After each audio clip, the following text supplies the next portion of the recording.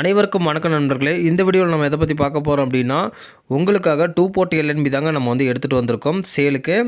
So இந்த 2 board LNB உங்களுக்கு தேவைப்படுது அப்படின்னா, ஸ்க்ரீன்லேயே என்னோடய மொபைல் நம்பர் கொடுத்துருக்கேன். அந்த மொபைல் நம்பருக்கு டேரெக்டாக கால் பண்ணி ஆர்டர் ப்ளேஸ் பண்ணிக்காங்க.